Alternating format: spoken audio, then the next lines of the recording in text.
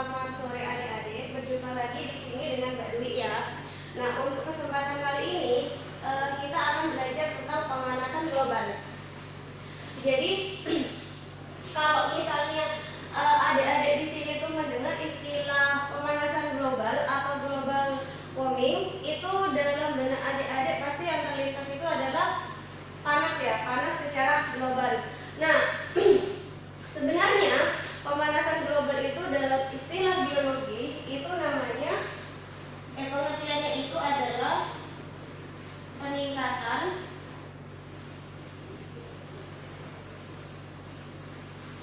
suhu bumi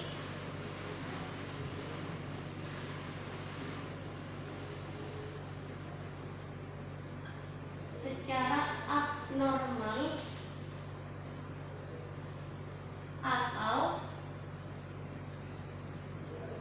di atas rata-rata.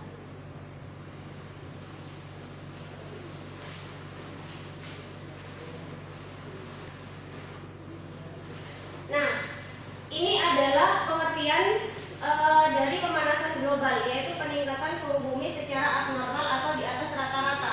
Nah, salah satunya yang bisa kita lihat ya, kalau misalnya ciri-ciri dari pemanasan global itu sudah bisa kita rasakan sekarang. Salah satunya apa? Salah satunya itu adalah peningkatan temperatur permukaan bumi. Jadi kalau misalnya kita lihat ya, di sini kan sudah bisa kita rasakan kalau panas di bumi kita itu semakin hari itu semakin meningkat. Nah, nggak mungkin yang namanya pemanasan global ini itu bisa terjadi tanpa ada penyebabnya. Nah, kalau misalnya seperti itu, kira-kira apa saja ya penyebab dari pemanasan global itu? Yuk kita bahas satu-satu.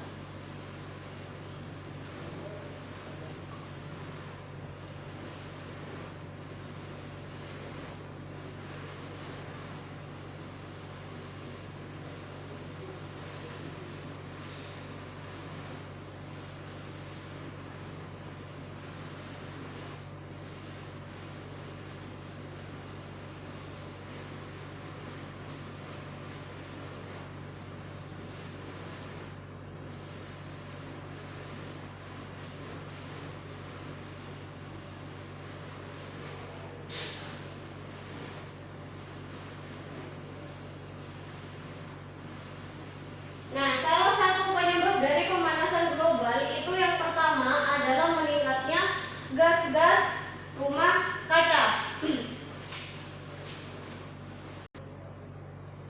Nah, yang pertama itu adalah meningkatnya gas-gas rumah kaca. Nah, seperti yang kita tahu kalau misalnya salah satu dari penyebab efek pemanasan global itu salah satunya dari rumah kaca. Nah, sekarang yang jadi pertanyaan, kira-kira gas-gas penyebab rumah kaca ini itu diperolehnya dari mana sih? Yang pertama itu adalah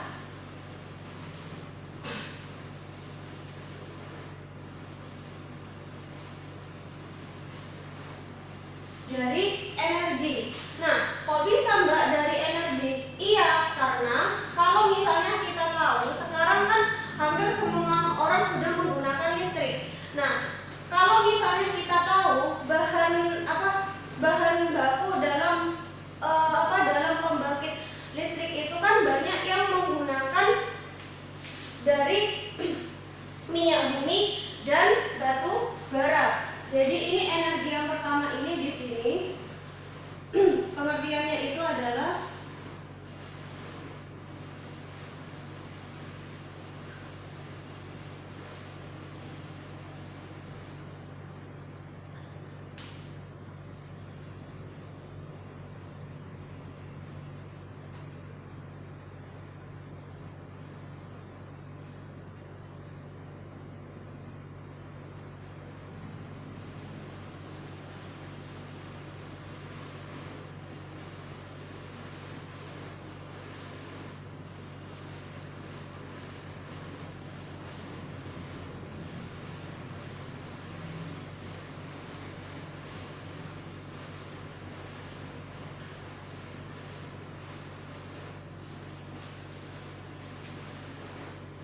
Jadi energi di sini nih banyaknya penggunaan energi, salah satunya itu listrik yang bahan baku utamanya itu masih menggunakan minyak bumi dan batu bara.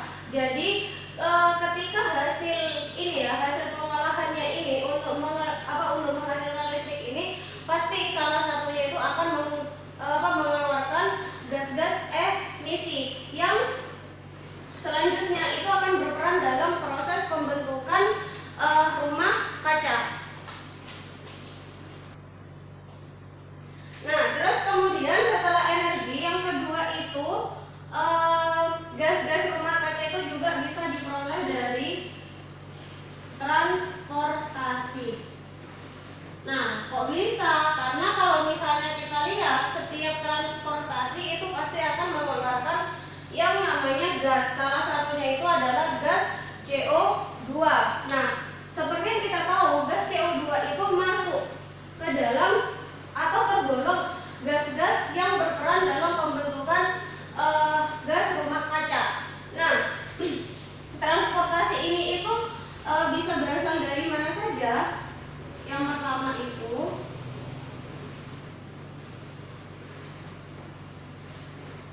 itu ada transportasi darat,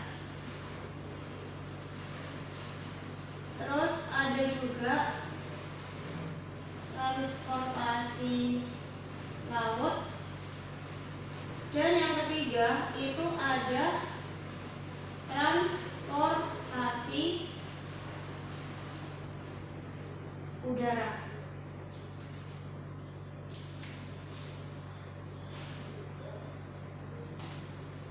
Di mana masing-masing transportasi ini itu memiliki persentase gas emisi CO2 yang dihasilkan.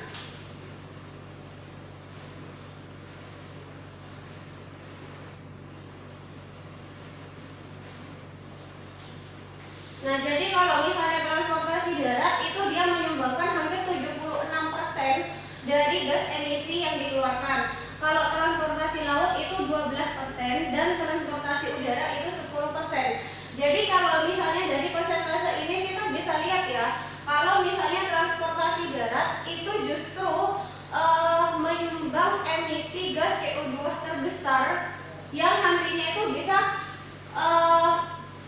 membentuk ini rumah kaca yang nantinya akan memperparah yang namanya pemanasan global.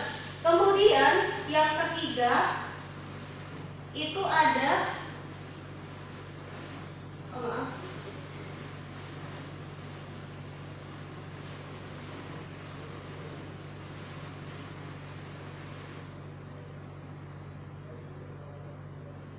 Nah, yang ketiga itu ada industri peternakan. Jadi kalau industri peternakan ini, kalau yang kedua ini kan dia salah satunya itu gas yang menjadi penyebab dari rumah kaca itu kan CO2. Kalau di industri peternakan itu salah satu gasnya yang juga menjadi penyebab rumah kaca ini itu adalah CH4 atau gas metana. Nah, gas metana itu dihasilkan dari mana? Gas metana itu dihasilkan dari ini.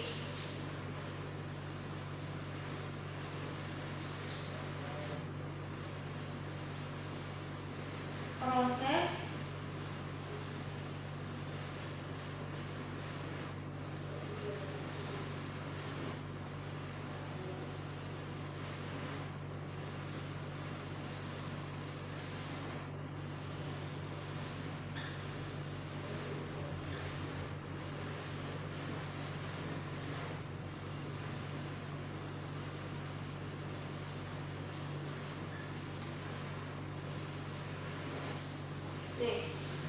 proses pembakaran kotoran hewan sehingga menghasilkan gas CH4. Terus kemudian selain dari industri peternakan, selanjutnya itu sumbernya itu juga dari pertanian. Nah, salah satunya itu ada gas NO. Nah, jadi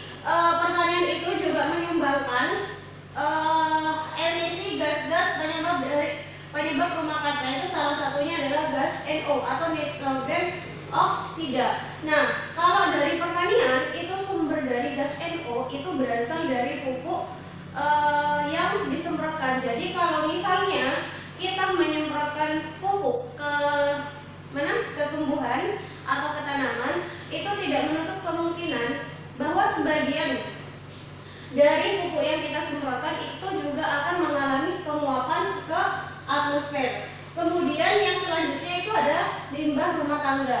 Kalau di limbah rumah tangga itu biasanya ketika kita melakukan pembakaran sampah, pasti gas yang dihasilkan itu salah satunya itu adalah gas CO2.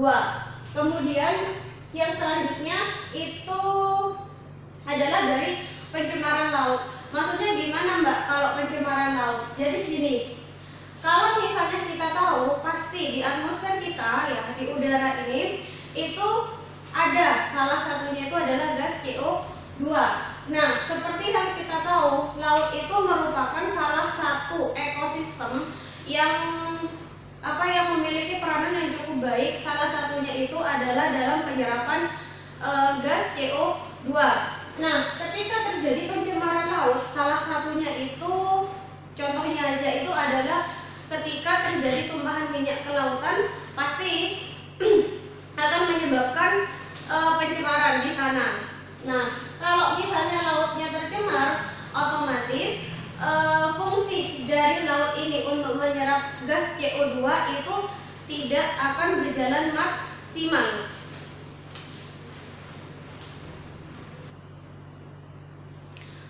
Terus kemudian yang selanjutnya, selain dari pencemaran laut, itu juga ada dari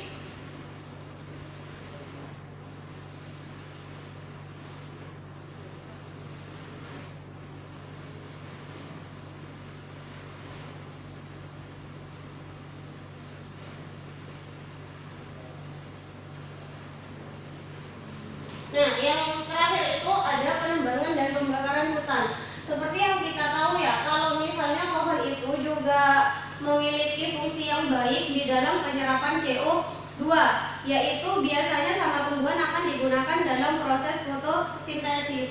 Kalau misalnya jumlah transportasi semakin meningkat, sedangkan pohon yang fungsinya itu adalah menyerap CO2 itu banyak dilakukan penebangan, akibatnya jumlah CO2 yang ada di atmosfer itu akan semakin sedikit yang terserap. Kemudian selanjutnya itu ada pembakaran hutan. Jadi kalau misalnya kita tahu di sini kalau transportasi itu kan sudah menyumbang gas emisi rumah kaca yang sangat besar. Kalau misalnya ditambah lagi dengan pembakaran hutan, justru di sini efek rumah kaca itu juga akan semakin besar, sehingga pemanasan global itu juga tidak juga bisa terjadi. Nah, itu tadi adalah pengertian dari pemanasan global, sama kita tadi sudah bahas tentang penyebab pemanasan global. Selanjutnya kita akan membahas tentang dampak. Kalau misalnya pemanasan global itu terjadi, kira-kira dampak yang ditimbulkan itu apa saja sih?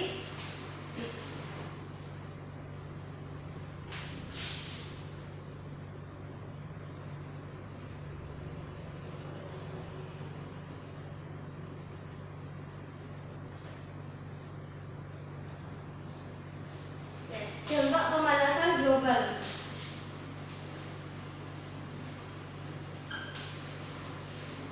Yang pertama, itu tadi kita sudah bahas ya, kalau misalnya salah satu ciri dari pemanasan global itu adalah ditandai dengan meningkatnya temperatur permukaan bumi. Jadi peningkatan suhu bumi. Berarti yang pertama, dampak yang pertama itu adalah peningkatan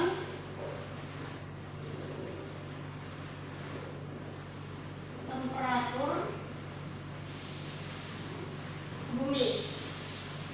Yang kedua, kalau misalnya temperatur buminya itu semakin lama semakin mengalami peningkatan itu tidak menutup kemungkinan akan mengakibatkan mencairnya es di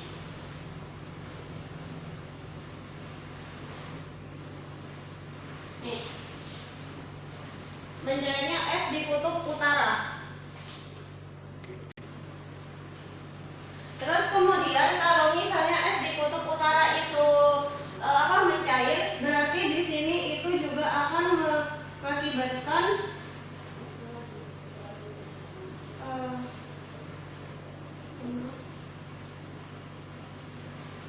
naiknya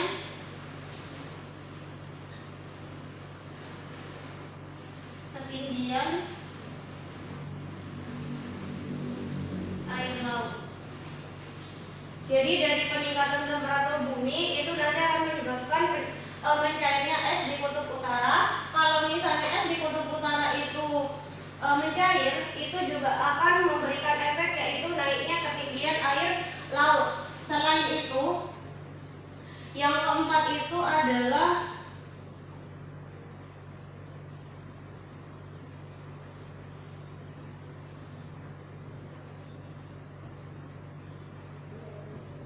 mencairnya permafrost. Jadi maksudnya apa Mbak? Jadi kalian tahu ya, kalau permafrost itu adalah lapisan tanah yang di atasnya itu ditutupi oleh es. Kalau misalnya permafrost ini dia mencair, itu akan mengakibatkan gas-gas CO2 yang terperangkap di tanah itu akan naik ke atmosfer. Nah, nantinya juga akan memperparah ini terjadinya global warming. Nah, terus kemudian yang kelima itu adalah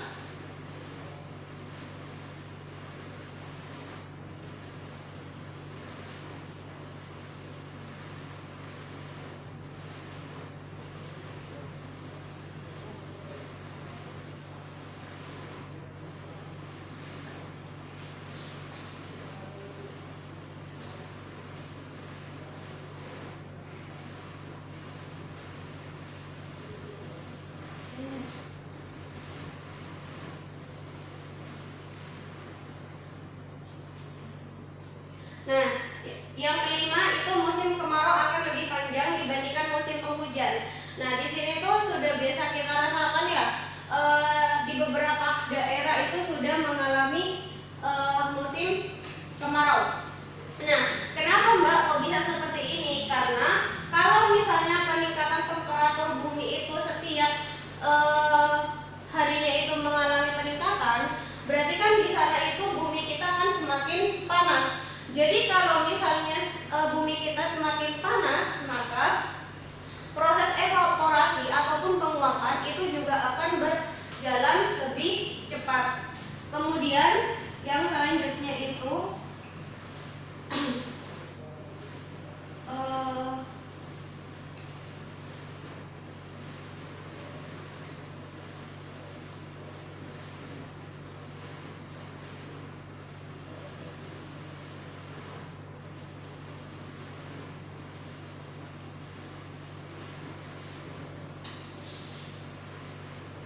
nih, yang keenam itu laut akan menjadi semakin hangat.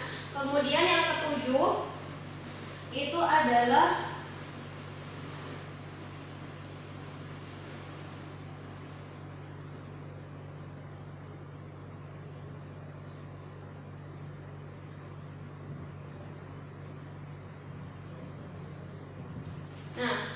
yang ketujuh itu jumlah salju akan semakin sedikit. Kenapa? Karena kalau misalnya buminya semakin panas, pasti nanti saljunya akan banyak yang mengalami pencairan.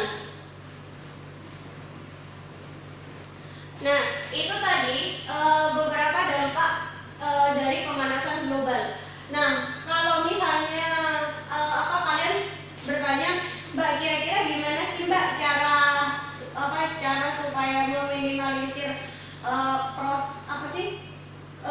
fenomena pemanasan global ini? Jadi salah satunya itu kita bisa mencegah ya atau meminimalisir terjadinya pemanasan global supaya nanti kedepannya pemanasan global ini tidak terlalu parah. Yang pertama, cara yang bisa kita lakukan adalah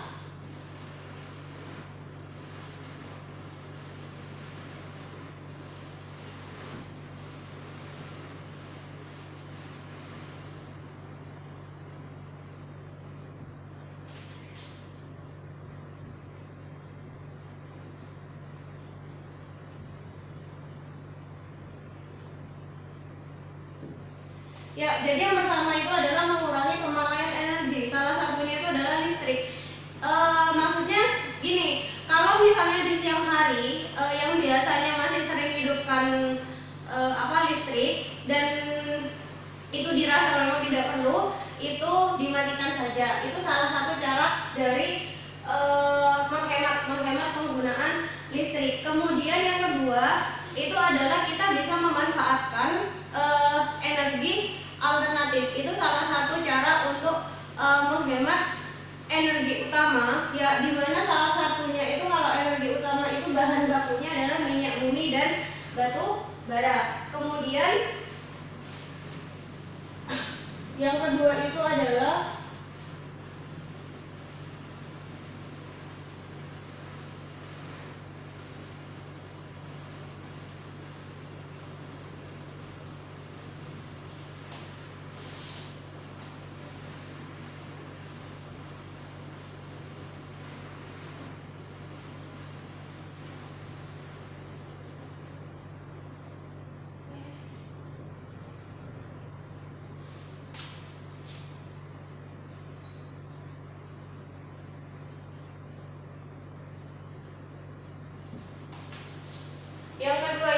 mengurangi penggunaan produk yang sulit didaur ulang. Kemudian yang ketiga itu adalah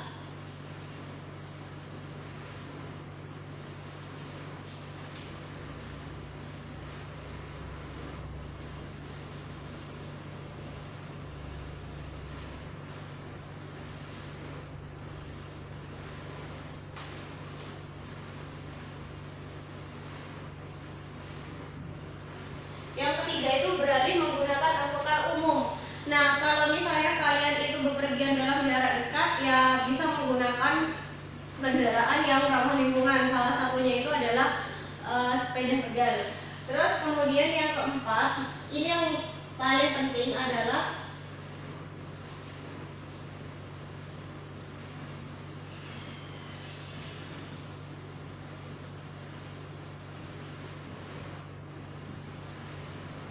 ini yang lebih penting, yaitu melakukan penanaman pohon. Jadi semakin banyak pohon yang kita tanam, maka jumlah gas CO2 yang ada di atmosfer itu juga akan semakin banyak yang terserap.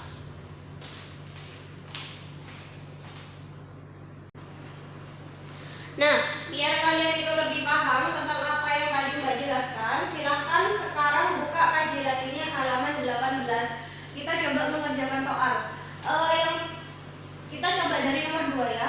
Yang nomor 2 itu adalah gas CO2 yang berlebihan di udara dapat memicu terjadinya A. Hujan asam, B. Pemanasan global, yang C. rusaknya ozon, yang D. itu infeksi tenggorokan. Jadi kalau yang gas CO2 yang ini yang berlebih pasti dia akan menyebabkan pembentukan rumah kaca yang nantinya akan berakibat pada pemanasan global. Jadi yang nomor 2 itu jawabannya adalah B.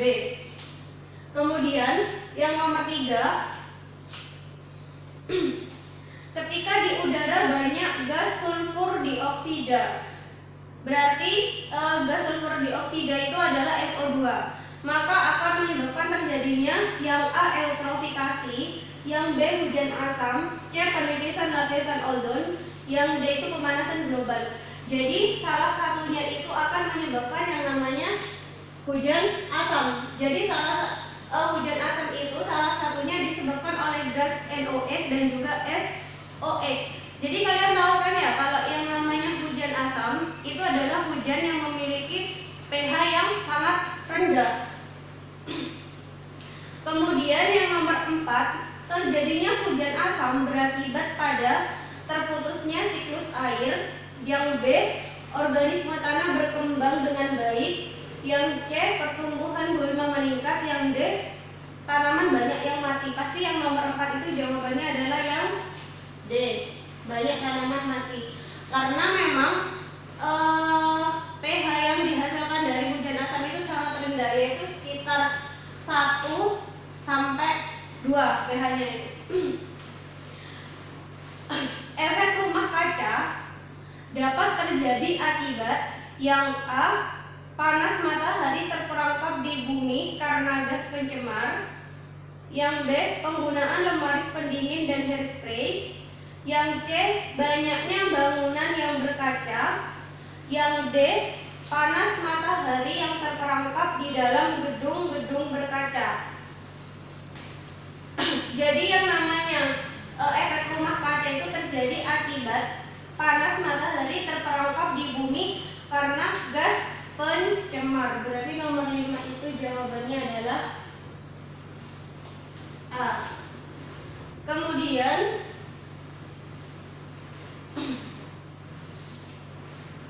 yang nomor 6, penipisan lapisan ozon itu disebabkan karena gas A, CH4, B, NO2, C, CO2, D, CFC. Kira-kira yang mana jawabannya? Nah, berarti yang nomor 6 itu jawabannya adalah yang penyebab dari penipisan lapisan ozon itu adalah yang D, yaitu gas CFC. Yaitu CFC itu adalah klorofluorokarbon atau nama umumnya itu adalah gas freon.